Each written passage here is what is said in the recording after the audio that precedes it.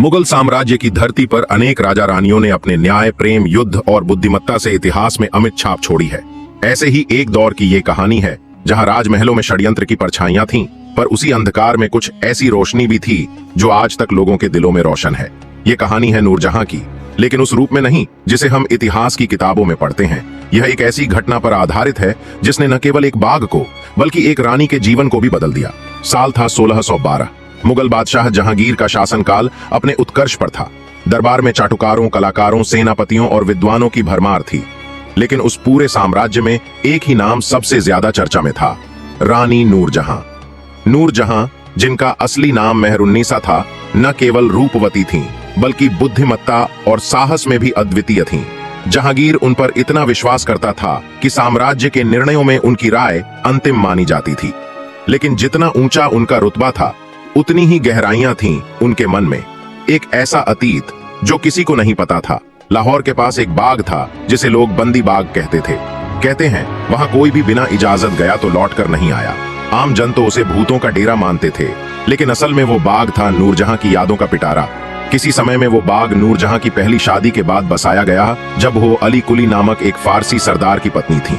वहां उन्होंने अपने जीवन के सबसे खूबसूरत दिन बिताए थे। फूलों की खुशबू, गुलमोहर के नीचे बैठकर कविता लिखना और झील में नाव की सैर। पर फिर एक दिन युद्ध हुआ। अली कुली ने विद्रोहियों का साथ दिया और मारा गया। नूरजहां बंदी बना ली गईं। वही बाग जो कभी प्रेम की भूमि था, अब उनके लिए कैदखाना बन गया। सालों बाद जब वो जहांगीर की बेगम बनी तो उन्होंने उसी बाग को फिर से बनवाया, पर आम जनता के लिए नहीं, सिर्फ अपनी यादों के लिए। एक दिन नूरजहां को बंदी बाग की पुरानी लाइब्रेरी में एक चिट्ठी मिली। वो चिट्ठी किसी नाजिम नामक व्यक्ति की थी जो नूरजहां का पुराना सेवक था और उन्हें अली कुली के राज से अवगत कराना चाहता था। मेहरबी, अगर आप ये चिट्ठी पढ़ रही हैं तो समझिए मैं अब नहीं रहा, पर आपको जानना चाहिए कि अली कुली की मौत एक षड्यंत्र थी। वो विद्रोही, उसे फंसाया गया था और उसका कत्ल दरबार के भीतर किसी ने कराया था। नूरजहां के हाथ कांपने लगे। चिट्ठी में एक नाम का जिक्र था, ख्वाजा सरफराज, जो आजकल जहांगीर का प्रमुख सलाहकार था। वही सरफराज जिसने अली कुली के खिलाफ सबसे पहले सबूत पेश किए थे।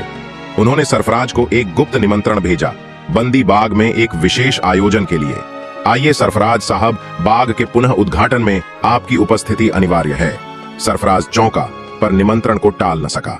वो नहीं जानता था कि वह एक रानी के जाल में प्रवेश कर रहा है। उस रात बंदी बाग रोशनी से जगमगा उठा। झील पर रंगीन दीप तैर रहे थे। आम के पेड़ों से इत्र की खुशबू आ रही थी और हर कोना राजसी वैभव से भरा हुआ था। नूरजहां एक सफेद शाही लिबास में आई। उनके चेहरे पर मुस्कान थी, पर आंखों में अंगारे। सरफराज ने जैसे ही कदम रखा, चारों ओर से दरवाजे बंद हो गए। नूरजहां ने उसकी ओर देखा और कहा, कभी इस बाग में मैंने अपने पहले पति के साथ प्रेम देखा था। उसी बाग में मैं कैद हुई और आज मैं अपने प्रेम की हत्या का दोषी सामने देख रही हूँ। सरफराज के चेहरे का रंग उड़ गया, पर नूरजहां ने कोई तलवार नहीं निकाली। उन्होंने महज एक दस्तावेज पेश किया, नाजिम की लिखी दूसरी चिट्ठी, जिसमें दरबार के कुछ लोगों के हस्ताक्षर थे जो आज भी जिंदा थे। अगली सुबह नूरजहां ने दरबार में सबके सामने वह चिट्ठियां पेश की। जहांगीर चौंक गए। उन्होंने तुरंत जांच का आदेश दिया। सरफराज के चेहरे पर हवाइयां उड़ रही थीं। कुछ ही दिनों में साबित हो गया कि सरफराज ने अली कुली को फंसाया था अपने राजनीतिक लाभ के लिए। सरफराज को गिरफ्तार कर लिया गया। नूरजहां ने कोई दंड नहीं मांगा।